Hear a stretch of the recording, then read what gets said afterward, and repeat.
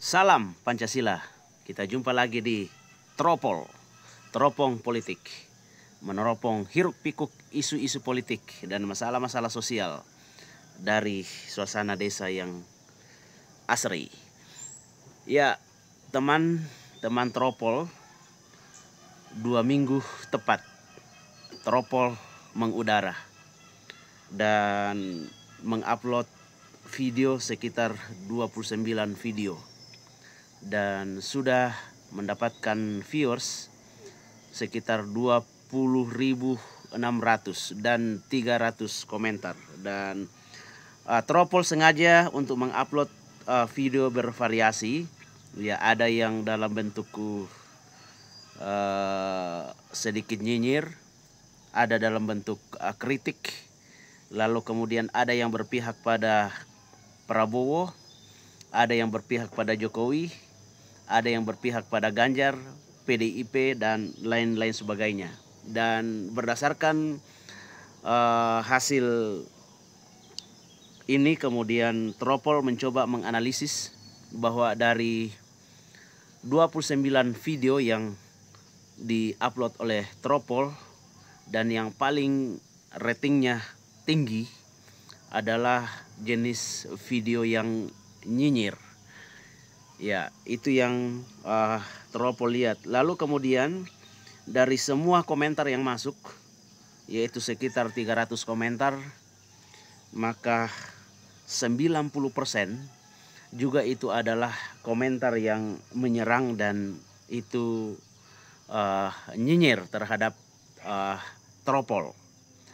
Nah, kawan-kawan Tropol memang sengaja untuk mengupload beberapa video dalam arus yang berbeda, ingin melihat seperti apa respon dari para penonton di media sosial, khususnya untuk YouTube. Dan ada beberapa video juga yang saya lihat, ada beberapa konten kreator dan hampir polanya sama, bahwa yang paling disukai itu adalah video-video yang sifatnya nyinyir, lalu mengandung unsur-unsur emosional. Nah, ini menarik untuk dilihat bahwa rupa-rupanya penonton kita, khususnya yang ada di Indonesia, karena saya lihat yang menonton Tropol ini juga itu adalah mayoritas di dalam negeri, jadi jarang sekali yang di luar negeri. Dan ini menunjukkan bahwa penonton kita ya masih cenderung untuk berpikir emosional dibanding dengan rasional. Nah, coba kita ingin melihat kekuatan ini dari apa yang terjadi di masa lalu, khususnya untuk pemilihan capres dan cawapres. Kita akan melihat dalam perspektif ilmu otak, atau saya menggabungkan dua perspektif, yaitu sosio-neuroscience, sosiologi dan neuroscience. Kita ingin memotret ya kemenangan Prabowo dan kekalahan Ganjar dalam perspektif ini. Ya, apa yang terjadi? Bagaimana ini dilihat dari perspektif sosio-neuroscience. Nah, di dalam otak manusia itu ada berbagai macam pendekatan untuk membagi bagian otak manusia. Tetapi yang saya akan gunakan ini untuk melihat apa yang terjadi dalam masyarakat kita, lalu kemudian untuk memotret apa yang dialami oleh Prabowo dan Ganjar, yaitu tentang otak tua atau otak lama dengan otak baru atau new brain. Ya, atau biasa juga dikenal dengan emotional brain and rational brain. Ya, jadi dua otak ini, kalau emotional brain ya itu digunakan oleh 80% ya dari manusia untuk bertindak. Jadi emotional brain itu artinya begini, otak yang membuat kita bertindak tanpa harus berpikir lagi. Karena biasanya itu karena pembiasaan atau karena itu adalah sebuah habit. Jadi biasanya emotional brain yang mengontrol. Misalnya kita naik sepeda. Ya, awalnya kita belajar naik sepeda itu masih menggunakan rational brain. Kita masih berpikir bagaimana menginjak pedal, bagaimana memegang setir, lalu kemudian bagaimana menjaga keseimbangan. Itu masih rational brain. Tetapi pada saat kita sudah bisa berkendaraan, maka kita tidak menggunakan lagi rational brain, tetapi yang lebih dominan kita gunakan adalah emotional brain. Artinya apa? Emotional brain itu adalah otak yang kita gunakan tanpa harus berpikir lagi, itu berlangsung secara otomatis. Lalu kemudian rational brain. Rational brain itu ya hanya sekitar 20% aja ya kita gunakan dari rational brain itu. Dan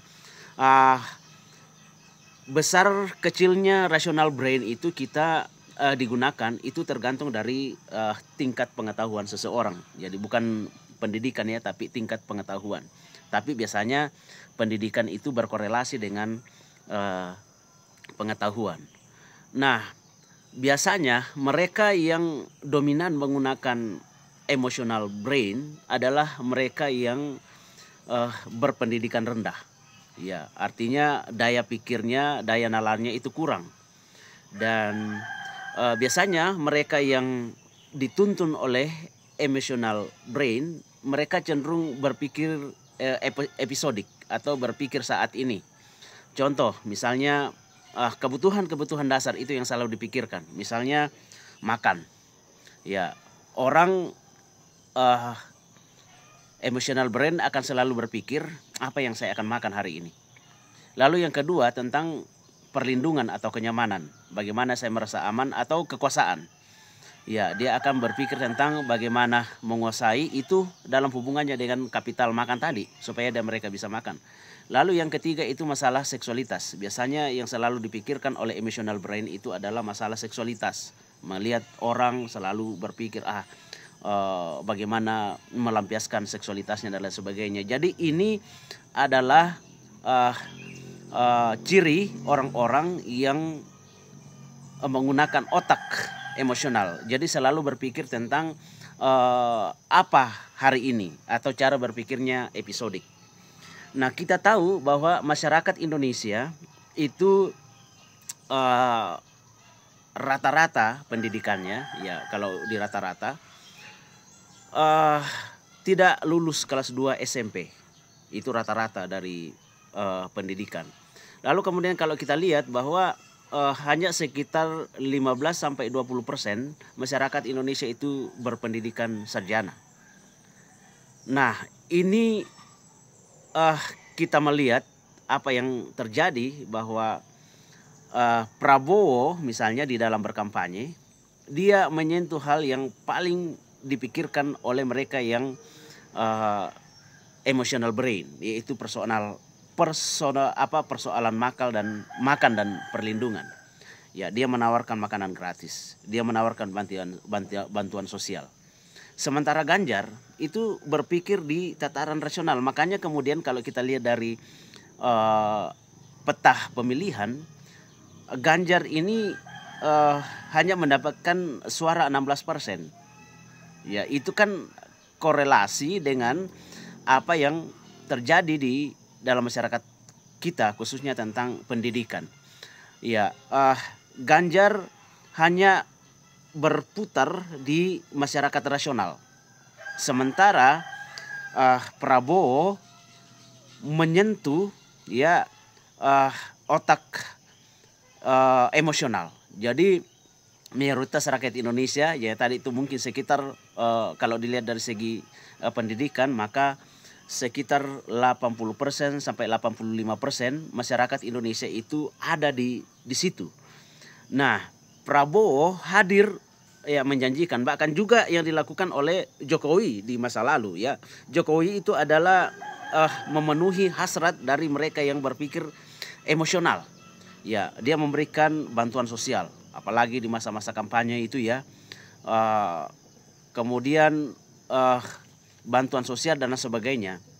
Jadi kalau kita melihat dalam perspektif otak, orang hanya bisa berpikir rasional kalau kebutuhan-kebutuhan seperti makan, keamanan, lalu kemudian seksualitasnya bisa terpenuhi.